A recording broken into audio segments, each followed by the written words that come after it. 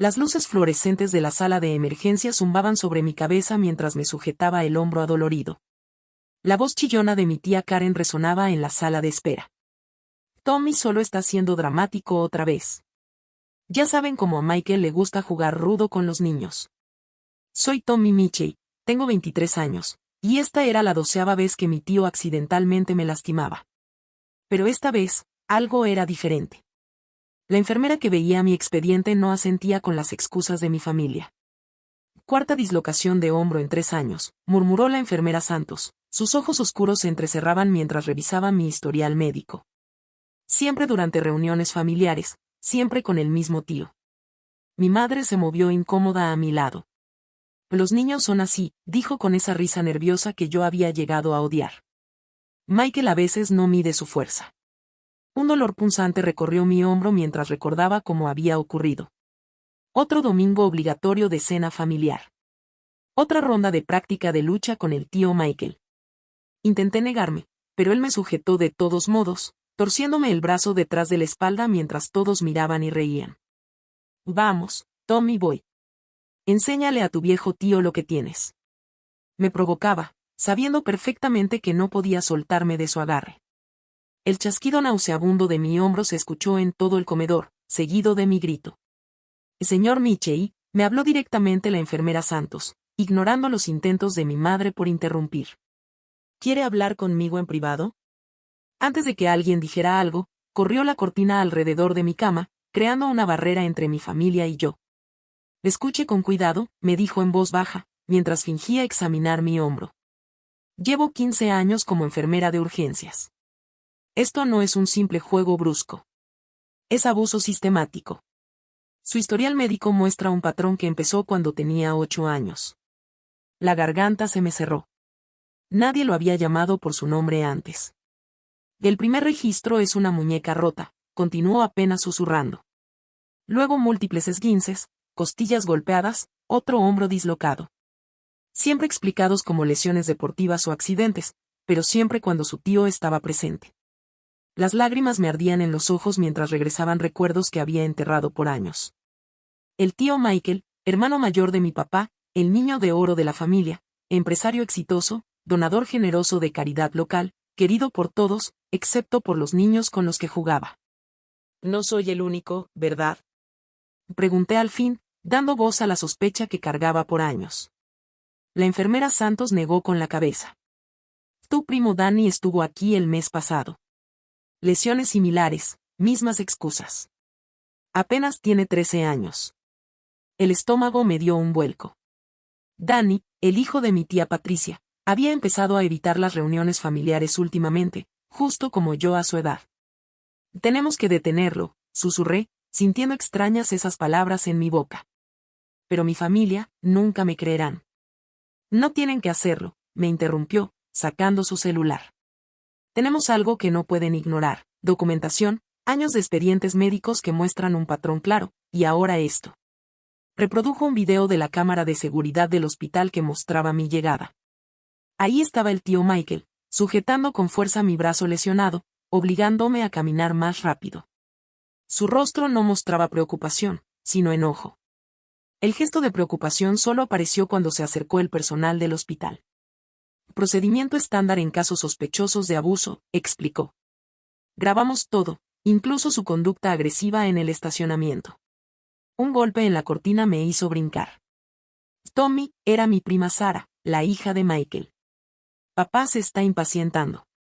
Dice que te apures para que podamos irnos a casa. La enfermera Santos me alzó una ceja. En ese momento pensé en Danny y en todos los demás niños que temblaban cuando el tío Michael se acercaba en las reuniones familiares. Quiero levantar un reporte, dije, con la voz más firme de lo que esperaba. Y necesito llamar a los papás de Danny. La enfermera asintió, ya tomando el teléfono del hospital. Contactaré a nuestro defensor de pacientes y a la policía. No tendrás que hacerlo solo. Afuera, escuchaba la voz retumbante del tío Michael. Esto es ridículo. Somos familia. Tommy, deja de hacer perder el tiempo a todos. Pero por primera vez, su voz no me llenó de miedo. Sentí algo nuevo, determinación. La cortina que nos separaba era delgada, pero representaba algo poderoso. Un límite, un escudo, una línea que él ya no podía cruzar. La enfermera Santos puso una mano tranquilizadora en mi hombro bueno. A veces lo más valiente que podemos hacer es decir la verdad, aunque nuestra familia no quiere escucharla, dijo mientras hacía las llamadas que cambiarían todo. Cerré los ojos y pensé en Dani. Aguanta, niño, susurré. La ayuda por fin viene. Las siguientes horas destrozarían la fachada cuidadosamente mantenida de mi familia. Pero a veces las cosas deben romperse antes de poder sanar. Como un hombro dislocado. La sala de hospital se convirtió en un centro de tormenta. La detective Rivera llegó en menos de 30 minutos, y su presencia desató la furia del tío Michael, que solo confirmó las sospechas de todos. «Que esto es absurdo», y gritaba, caminando de un lado a otro en la sala de espera.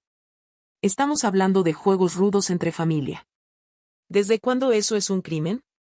Pero sus protestas quedaron opacadas con la llegada de la tía Patricia y Dani. En cuanto mi primo me vio en la cama del hospital, algo se quebró dentro de él. Rompió en llanto y corrió hacia la enfermera Santos, aferrándose a ella como a un salvavidas. «Oh, Dani, ¿qué haces?», preguntó mi tía Patricia, desconcertada, aunque en sus ojos se notaba la realización que comenzaba a caer. Su hijo no quiso soltar a la enfermera. «Señora Cooper», la detective Rivera se dirigió a la madre de Dani, los expedientes médicos de su hijo muestran 17 visitas a urgencias en los últimos 2 años. Todas coincidiendo con reuniones familiares en las que su cuñado estuvo presente. El color se desvaneció del rostro de la tía Patricia. Se dejó caer en una silla, mirando a Dani como si lo viera por primera vez. «Pero Michael me dijo que solo eran accidentes». «Enséñele», le pedí a la enfermera Santos. «Enséñele el patrón». La enfermera abrió en su tableta nuestros historiales médicos. 2 líneas de tiempo corriendo en paralelo, contando la misma historia, lesiones, excusas, más lesiones. Siempre cuando el tío Michael estaba cerca, siempre explicadas como accidentes o juegos bruscos. «Y Dios mío», susurró la tía Patricia, abrazando a su hijo. «Dani, bebé, ¿por qué no me dijiste nada?» «Porque no me ibas a creer», sollozó Dani. «Nadie me iba a creer porque es el tío Michael y todos lo quieren». La libreta de la detective se llenaba de declaraciones. Más familiares llegaron, atraídos por llamadas y mensajes urgentes. La esposa de Michael, la tía Susan, se quedó paralizada en una esquina, su cara una máscara de negación, aun cuando las pruebas se acumulaban. Mi madre intentó acercarse, pero la enfermera Santos le bloqueó el paso. «Su hijo necesita espacio ahora mismo», dijo con firmeza. «Y usted tiene que decidir de qué lado está realmente». Sara, la hija de Michael, entró de puntillas en medio del caos. Tenía 19 años, y de repente recordé cómo había dejado de traer amigos a las reuniones familiares desde hacía años. «Tommy», dijo en voz baja. «Necesito contarle sobre la Casa del Lago». El corazón se me detuvo. La Casa del Lago, el orgullo del tío Michael, donde llevaba a los niños para fines de semana especiales de convivencia. La detective Rivera levantó la cabeza de golpe. «¿Y qué pasa con la Casa del Lago?» La voz de Sara temblaba, pero sus ojos estaban firmes. Hay otros, niños de la iglesia, de las familias de sus socios. Los invitaba a pasar fines de semana, decía que los estaba mentoreando. La sala se quedó en silencio. El tío Michael se lanzó hacia adelante, pero 2 policías que habían llegado antes lo sujetaron. «Sara, cierra la boca», dijo con una sonrisa retorcida, mostrando al fin su verdadero rostro. «No, papá», respondió ella, enderezándose. «Ya terminé con el silencio». La detective Rivera pidió refuerzos y una orden de cateo para la Casa del Lago. El tío Michael fue esposado y sacado del lugar, gritando sobre lealtad familiar y niños ingratos. La tía Susan por fin rompió el silencio, no para defenderlo, sino para derrumbarse en llanto. «Debí saberlo», repetía una y otra vez. «Debí darme cuenta». Dani ya estaba lo suficientemente tranquilo como para dar una declaración, aferrado a la mano de su madre.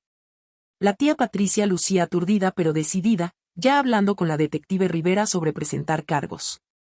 Sara se sentó junto a mi cama, ambos mirando cómo la familia que conocíamos se desmoronaba y una nueva verdad emergía. «Se acabó», susurró. «Por fin se acabó».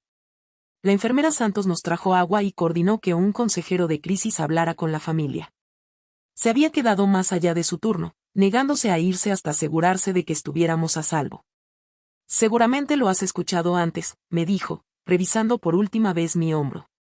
Pero esto no es tu culpa. Nada de esto fue tu culpa. Miré a mi alrededor, a mis primos, a las madres que por fin enfrentaban la verdad, a los policías tomando declaraciones y recogiendo pruebas. Algo dentro de mí cambió. La vergüenza y el miedo que habían vivido en mi pecho tanto tiempo empezaban a disolverse. La detective Rivera se acercó con algunas preguntas finales. O la investigación de la Casa del Lago será extensa, advirtió. Necesitaremos que todos ustedes sean fuertes un poco más. Sara apretó mi mano.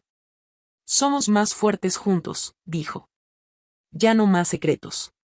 A través de la ventana del hospital, vi al tío Michael siendo subido a una patrulla. El niño de oro de la familia finalmente mostrado por lo que en realidad era. No había hecho falta mucho, solo una enfermera que se negó a mirar hacia otro lado. Un historial médico que contaba la verdadera historia. Y un momento de valentía que desató una reacción en cadena de verdad. Danny se acercó y me abrazó con cuidado, protegiendo mi hombro lesionado. ¿Vamos a estar bien?, preguntó, mirando la fuerza que se reunía en esa sala, la furia protectora de madres despiertas, la dedicación profesional de la enfermera Santos y de la detective Rivera. El lazo inquebrantable que se formaba entre los primos que habíamos sobrevivido. Yo ya conocía la respuesta. Sí, campeón, le dije. Vamos a estar bien. Un año después, estaba en el pasillo del tribunal, ajustándome la corbata con manos que ya no temblaban. El juicio estaba por terminar y el acuerdo judicial de mi tío Michael aseguraba que pasaría al menos 20 años en prisión.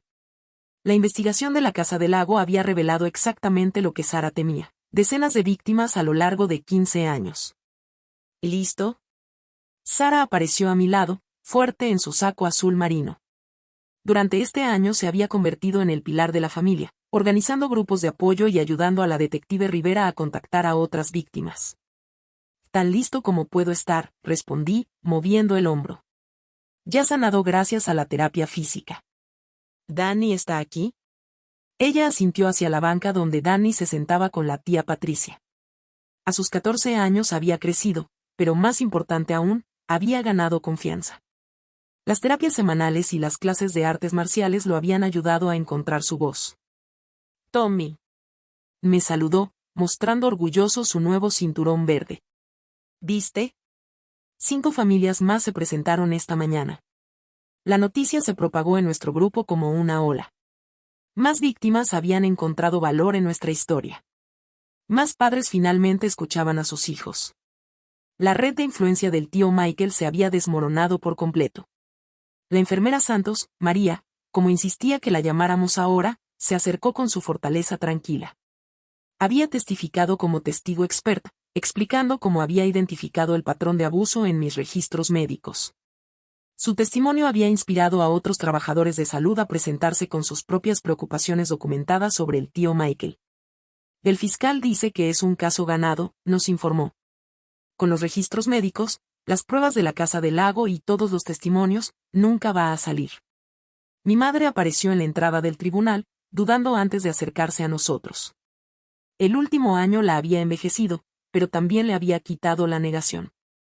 Después de meses de terapia y dolorosa reflexión, finalmente se había convertido en la madre que yo necesitaba. Traje unos sándwiches, dijo suavemente. Pensé que después de la sentencia podríamos ir al parque a hacer un picnic en familia. Sara sonrió con calidez. Suena perfecto, tía linda. Nuestra familia había cambiado por completo. La tía Susan, después de divorciarse del tío Michael, se entregó de lleno al trabajo de defensa infantil. La tía Patricia inició un grupo de apoyo para padres de sobrevivientes de abuso. Las cenas familiares de los domingos continuaban, pero ahora eran celebraciones auténticas de sanación y crecimiento. De pie, retumbó la voz del alguacil en la sala del tribunal. Entramos juntos, un frente unido. El tío Michael estaba en la mesa de los acusados, reducido en su uniforme naranja. Se negó a mirarnos, pero nosotros lo miramos fijamente, sin miedo. La sentencia del juez fue clara y firme: 25 años sin posibilidad de libertad condicional, registro como delincuente sexual y prohibición de contacto con menores de por vida. Cuando el mazo cayó, sentí lágrimas en mis mejillas, no de dolor ni de miedo, sino de alivio. Afuera del tribunal, los reporteros esperaban declaraciones. Sara, ahora estudiante de periodismo con enfoque en investigación, los atendió con destreza. Y esto no se trata solo de nuestra familia, dijo frente a las cámaras. Se trata de romper el silencio que protege a los abusadores. Se trata de creerles a los niños cuando nos dicen que están sufriendo.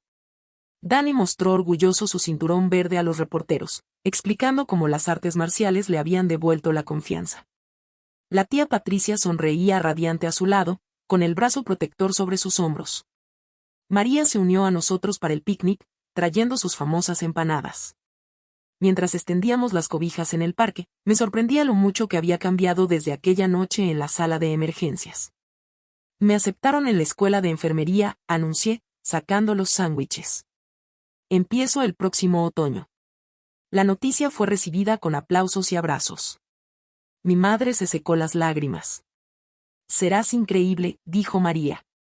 Ya conoces lo más importante: escuchar y creer. Sara compartió sus propias noticias. Su reportaje de investigación sobre encubrimientos de abusos familiares sería publicado en una revista importante. Danny anunció con orgullo su papel como consejero entre pares en el nuevo programa de prevención de abusos de su escuela. Mientras el sol de la tarde nos calentaba, miré a mi familia reconstruida, compartiendo comida y esperanza.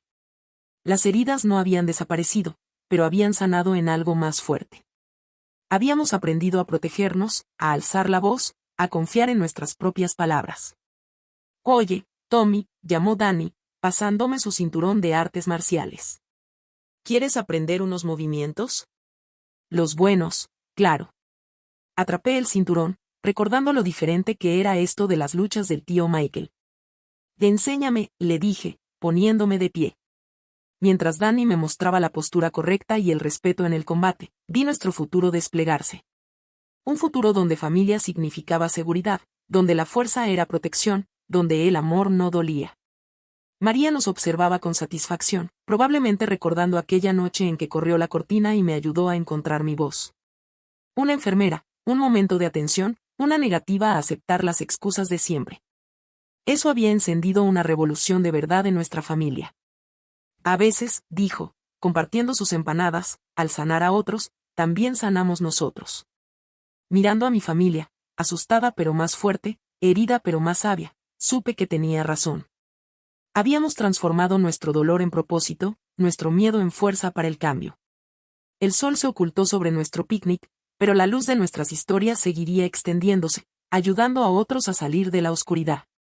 A veces todo lo que se necesita es una persona dispuesta a escuchar, una voz dispuesta a hablar, una verdad dispuesta a ser contada.